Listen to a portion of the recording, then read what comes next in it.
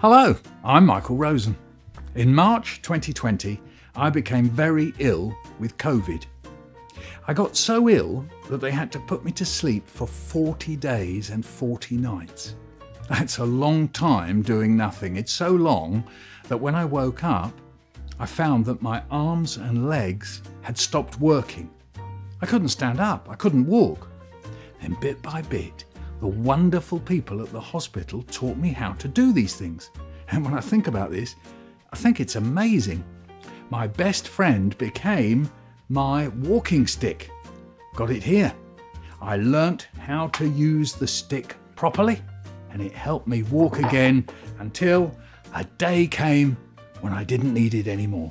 My new book, McStick Stick, which has been wonderfully illustrated by Tony Ross, is the story of how my stick, Sticky, and the amazing hospital staff helped me walk again. When we're ill, we change, don't we? And then we do what we can to get better. People help us. Maybe you're someone who's helped others. Sometimes we get fed up and sad about these things. I find that writing about it helps me, cheers me up.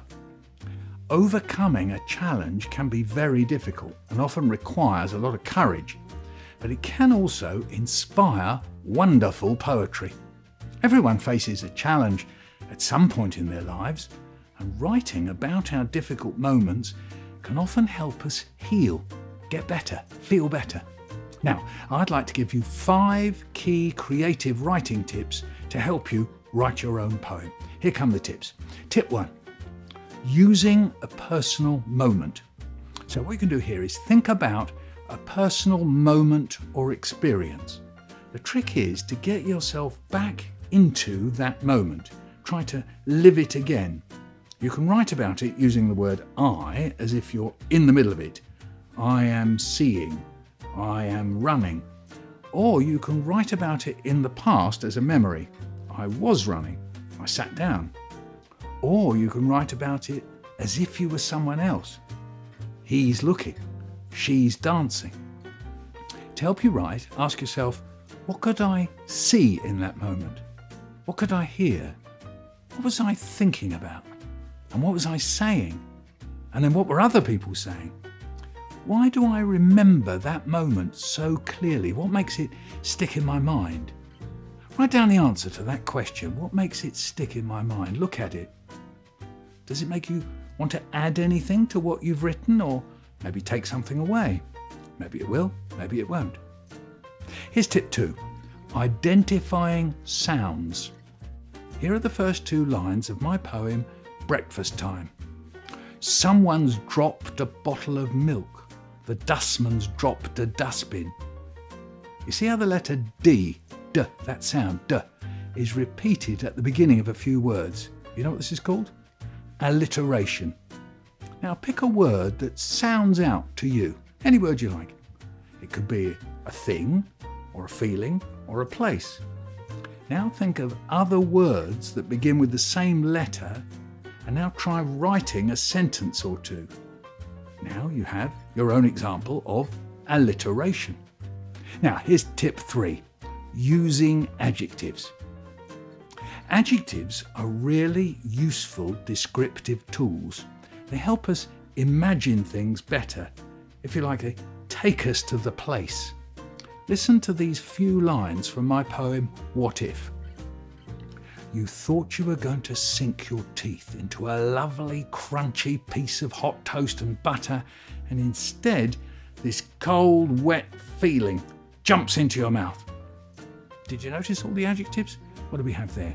Lovely, crunchy, and then hot, yeah, contrast, cold and wet.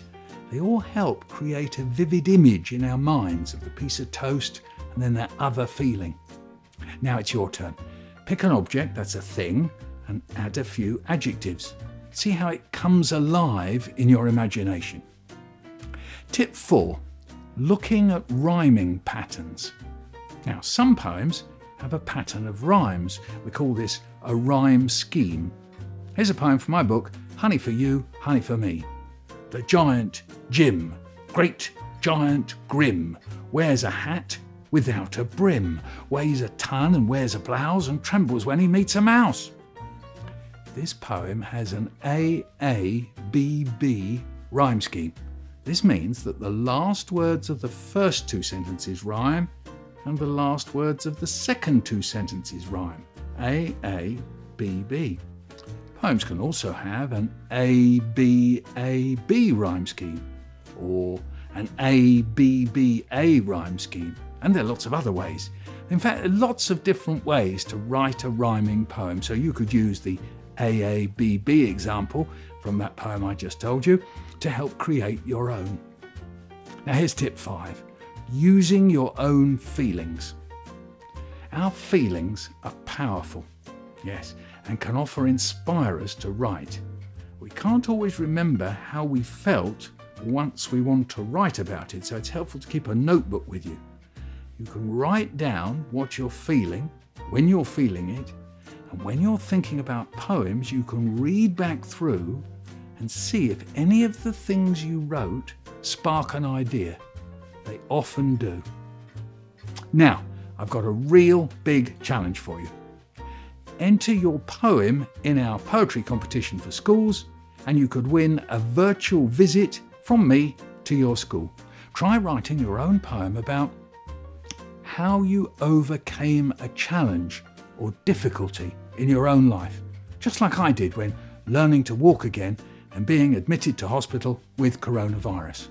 Remember, for inspiration, you can read my poetry all about my recovery in my picture book, Sticky McStick Stick.